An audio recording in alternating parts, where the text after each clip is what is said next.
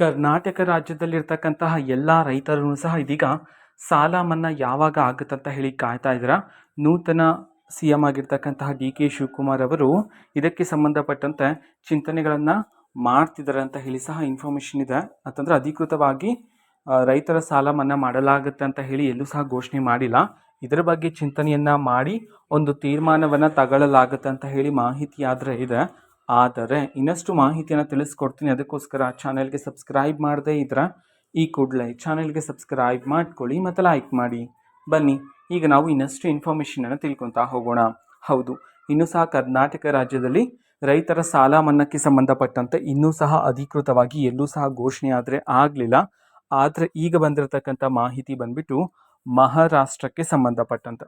ಹೌದು, ಮಹಾರಾಷ್ಟ್ರದ ಸಿ ಎಂನವರು ಇದೀಗ ಘೋಷಣೆ ಮಾಡಿರ್ತಕ್ಕಂಥದ್ದು ಆ ರಾಜ್ಯದ ಭಾಗದಲ್ಲಿನ ರೈತರ, ಅದು ಸಹ ಬರೋಬ್ಬರಿ 56 ಲಕ್ಷ ರೈತರ ಸಾಲ ಮನ್ನಾ ಆಗಲಿದೆ ಅಂತ ಹೇಳಿ ಘೋಷಣೆ ಮಾಡಲಾಗಿದೆ.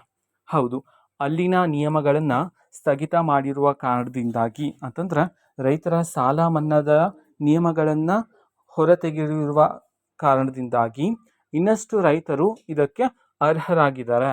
ಸೊ ಹಾಗಾಗಿ 56 ಲಕ್ಷ ಇದೀಗ ರೈತರ ಸಾಲ ಮನ್ನಾಕ್ಕೆ ಸಂಬಂಧಪಟ್ಟಂತೆ ಮಹಾರಾಷ್ಟ್ರ ಸರ್ಕಾರದ ಕಡೆಯಿಂದ ಮುಂದಾಗಿರ್ತಕ್ಕಂಥದ್ದು. ಓಕೆನಾ. ಸೊ ರಾಜ್ಯದಲ್ಲಿ ರೈತರ ಸಾಲ ಮನ್ನಾಕ್ಕೆ ಸಂಬಂಧಪಟ್ಟಂತೆ ಇನ್ನೂ ಹಲವಾರು ಮಾಹಿತಿಗಳಾದರೆ ಬರಬೇಕಾಗಿದೆ. ಬಂದ ನಂತರ ಆದಷ್ಟು ಬೇಗ ನಾನು ನಿಮಗೆ ಮಾಹಿತಿಯನ್ನು ತಿಳಿಸ್ಕೊಡ್ತೀನಿ.